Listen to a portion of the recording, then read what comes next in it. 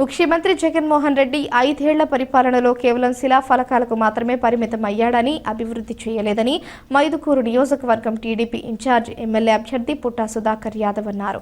చాపాడు మండలంలోని పెద్ద గురువులూరు గ్రామంలో సోమవారం సాయంత్రం వైసీపీకి చెందిన 150 కుటుంబాల వారు టీడీపీలో చేరారు. పుట్టా సుధాకర్ యాదవ్ వారికి టీడీపీ కండువాలు కప్పి పార్టీలోకి ఆహ్వానించారు.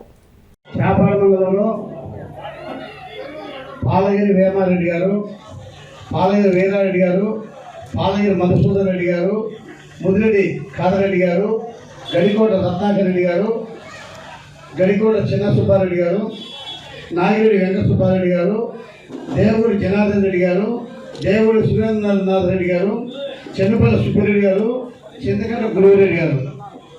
వీరితో ఈ కుటుంబము వీళ్ళందరూ మెయిన్ కార్యకర్తలు. వీరితో పాటు సుమారు వీరి అనుచరులు కలిసి సుమారు 150 కుటుంబాలు ఈరోజు తెలుగుదేశం పార్టీ చరిత్ర శుభ సందర్భంగా వారికి అందరికీ కృతజ్ఞత అభినందన తెలియజేసుకుంటున్నా. ఈ కార్యక్రమం వచ్చినటువంటి మన పార్టీ కార్యకర్తలకు, వేదిక మీద ఉన్నటువంటి పెద్దలకు, పాత్రికేయులకు అందరికీ నమస్కారం. ఈరోజు ఎంతో శుభదినం, ఎందుకంటే మన తెలుగుదేశం పార్టీకే శుభదినం. వేమారెడ్డి గారు పార్టీలోకి వచ్చినారంటే నియోజకవర్గంలోనే ఒక మార్పు వచ్చేసింది. ఈరోజు వేమారెడ్డి గారు వచ్చినారంటే వేమారెడ్డి గారిని ఎంత ఒత్తిళ్లు చేసినారంటే అది ఊహించినటువంటి ఒత్తిళ్లు చేశారు. అయినా మాట చెప్పినాను, మాటకు దేనికైనా కట్టుబడి ఉంటాను.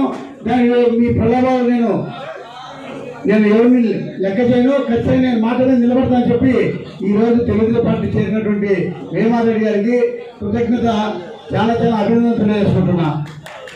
చేస్తానంటే ఓకే, ఆ పార్టీ చేస్తాను అనుకుంటాను. అయితే పాలగిరి వేమారెడ్డి చేరినారంటే నియోజకవర్గంలోనే ప్రతి ఒక్కరూ వైకాపా ఎత్తిపోయింది. ఖచ్చితంగా తెలుగుదేశం పార్టీతో బలమైన నాయకులు వస్తున్నారంటే దీని వెనక ఎన్నో కారణాలు ఉన్నాయి. ఎందుకంటే ఈ ప్రభుత్వం చేసిన అరాచకాలు, ఈ ప్రభుత్వాన్ని నమ్ముకొని ఎంతో మంది నష్టపోయిండ్రు. మనకు సరైన నాయకుడు కావాలి. ఎందుకంటే ఈ నాయకుడు ప్రజలను భయపెట్టి పరిపాలించిన నాయకుడు ఇతను. మనకు ప్రజలకు భయపడే నాయకుడు కావాలని చెప్పి ఈరోజు వేమారెడ్డి గారు పార్టీ చేరినారు. నిజంగా చాలా సంతోషకర విషయము.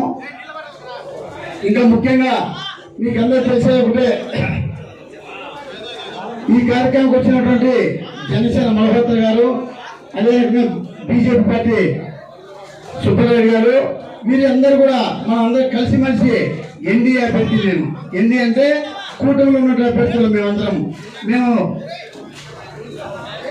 పవన్ కళ్యాణ్ గారు కూడా ఈ ప్రభుత్వాన్ని ఖచ్చితంగా గద్దె దింపాలా అని చెప్పి తెలుగుదేశం పార్టీ మద్దతు తెలిపారు. అదే రకంగా మనకు ఆర్థిక వనరులు చాలా ఇబ్బంది అయినాయి.